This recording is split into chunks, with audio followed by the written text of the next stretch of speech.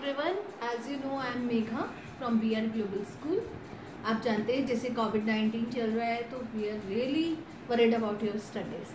चलिए आज का टॉपिक स्टार्ट करते हैं. Hello everyone, this is our first lecture on Geography Chapter 2, Land, Soil, Water, Natural Vegetation and Wildlife Resources. हमारा first topic रहा था रिसोर्सेज के ऊपर. आज कितने रिसोर्सेज को हम यहाँ डिस्कस करने वाले हैं? लैंड को, सॉइल को, वाटर को, natural vegetation and wild life को. लैंड, सबसे पहले हम स्टार्ट करेंगे हमारा टॉपिक लैंड से. लैंड क्या है? एक बहुत इंपॉर्टेंट नेचुरल रिसोर्स है. Land is among the most important natural resources. It covers 30% of the total area of the earth surface. ये कितना अर्थ सरफेस का एरिया कवर कर रही है? 30%. And all parts of the this small percentage are not habitable. Means कि कुछ part ऐसे हैं लाइक सहारा डेजर्ट एंड वो हैबिटेबल नहीं है. The uneven distribution of population in different parts of the world is mainly due to varied characteristics of land and climate. Rugged topography, steep slope of mountain, low-lying areas. कुछ ऐसे areas हैं जहाँ पर लोग कम रहते हैं. वो एरियाज़ आते तो लैंड में ही हैं. Different various parts are different uses like mountains, plains, deserts. तो ये इनका क्या है? अलग अलग यूज़ होता है. अलग अलग इसमें यहाँ पर पॉपुलेशन भी कम रहना पसंद करती है. Plain and river valleys are suitable land for agriculture as these are the densely populated areas. जितने mountains, plains, desert, plains areas में आपको densely population मिलेगी, जबकि आपको mountains areas में sparsely populated people मिलेंगे. Land use. The next topic is land use. Land is used for the different purposes such as agriculture, forestry, mining, building house, roads and industries. Land use is determined by the various factors.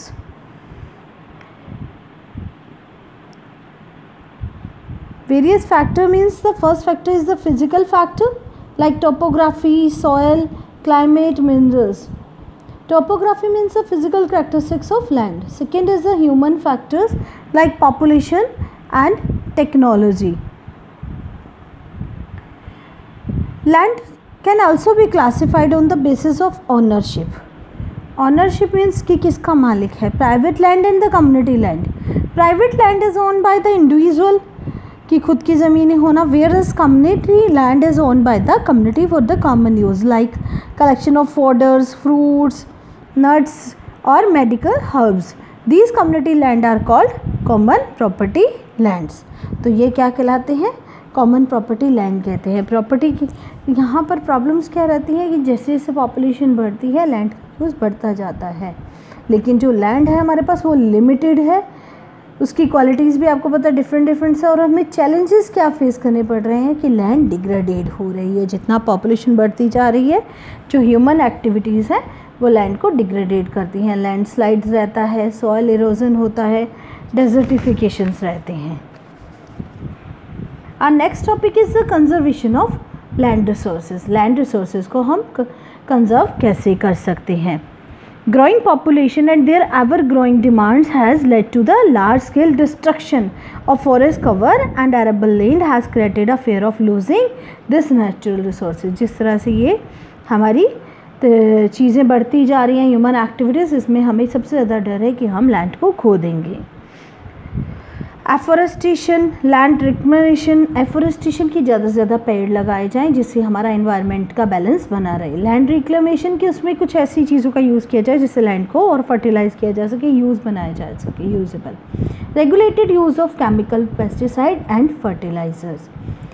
Check on overgrazing कि कहीं ऐसा तो नहीं कि overgrazing हो रही है. और next topic is soil. Soil is a resource, the layer of grainy substance covering the surface of the earth. Grainy यानी छोटे छोटे कण हैं जो कवर किए हुए हैं सरफेस को, उसे क्या कहते हैं? सॉइल कहते हैं. लैंडफॉर्म सॉइल्स में क्या क्या चीज़ें पाई जाती हैं? ऑर्गेनिक मैटर्स यानी डेड एंड डिकेड. और मिनरल्स क्या करते हैं? ऑर्गेनिक मैटर्स और मिनरल्स मिलकर फर्टिलिटी बढ़ाते हैं. और weathered rock weathered rocks change soil over a period of time. Soils में कई टाइप पाए जाते हैं, जैसे टॉप सॉइल है वहाँ पर ह्यूमस और वेजिटेशंस रहते हैं। सब सॉइल है वहाँ पर सैंड, सिल्ट एंड क्ले पाया जाता रहता है। वेदर्ड रॉक मटेरियल ये वाला पार्ट रहेगा सॉइल का। सबसे लास्ट पार्ट रहता है पेरेंट रॉक।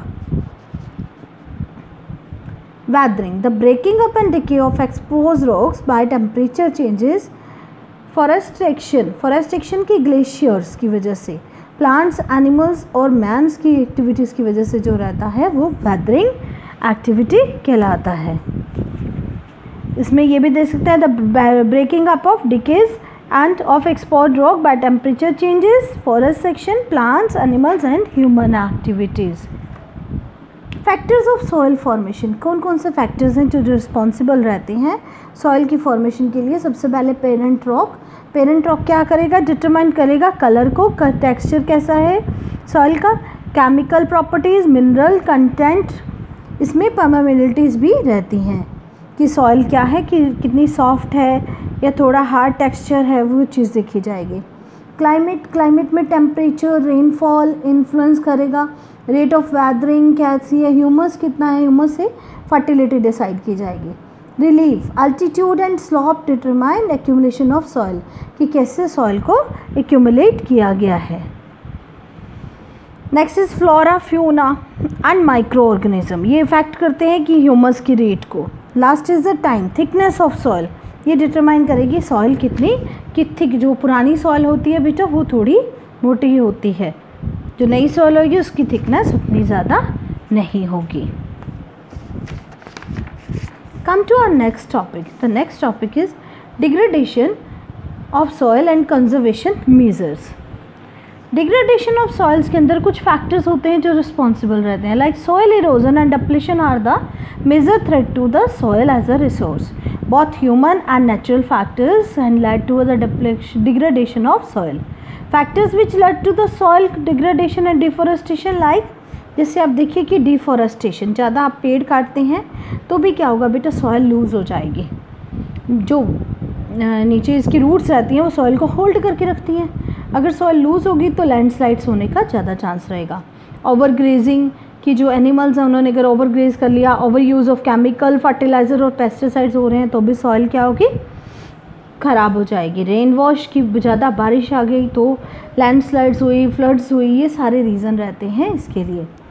अब मेथड्स क्या हैं सॉइल को कंजर्व करने के। इसमें सबसे पहला मेथड है मल्चिंग का। मल्चिंग में क्या रहता है कि आपने ये जो पेड़ लगाया, पेड़ के पास आप कोई ऑर्गेनिक मैटर का यूज़ करेंगे। Like the bare ground between plants is covered with a layer of organic matter like straw. ये क्या करता है, it help to the retain soil moisture, soil के पास moisture को बनाए रखता है। Next is the contour barrier. Contour barriers के अंदर stones, grass, soil are used to build barriers along contours, कि मीन्स जिस तरह से आप यहाँ से आ रहे हैं, ये एक आपके लिए ट्रेंचेज है, यहाँ पे फिर पहुँचे फिर ट्रेंचेज, इसमें क्या होगा, स्पीड कम होती जाएगी वाटर की, जिससे सॉइल जो है इरोजन नहीं होगा। Next is the rock dams. Rocks are piled up to slow down the flow of water. ये रॉक्स क्या करेंगे, ये देखो यहाँ से डैम बन गया, ये वाटर के फ्लो को कम करते हैं। Next is the terrace farming. Terrace farming, broad flat steps और terraces are made on the steep slope so that flat surface are available to grow crop. Suppose बारिश आ रही है, यहाँ से अगर पानी आएगा तो वो एकदम नीचे आएगा इस एरियाज में, तो अगर इस एरियाज में ये देखो धीरे धीरे स्लॉप्स है तो वाटर का जो फ्लो है वो कम होता जाएगा। Next is the intercropping. Intercropping में different crops are grown in the alternate rows, like कि आपने एक बड़ा प्लांट लगाया फिर एक छोटा लगाया, फिर एक बड़ा लगाया फिर एक छोटा लगाया, यानी जो हवा है वो इन चीज़ों को ख़राब नहीं कर पाएगी। Next is the contour ploughing parallel to the contour of a hill slope to a natural barrier. ये देखिए आपने हिल्स के चारों तरफ इस तरह से ब्लॉक किया ताकि एक नेचुरल बैरियर क्रिएट कर दिया है। Last one is the shelter belt. Shelter belts में आपने क्या किया कि ये आपका एरिया था जहाँ पर आपकी फसल थी, आपने उसके पास पेड़ लगा दिए हैं हर तरफ। Like in the coastal and dry region rows of trees are planted to check the wind movement and to protect soil cover. आज के लिए इतना ही। Thank you so much. अब अपने घर पे अपने नोट्स बनाने हैं, अच्छे से पढ़ना है अच्छे से टॉपिक को रिवाइज करना है.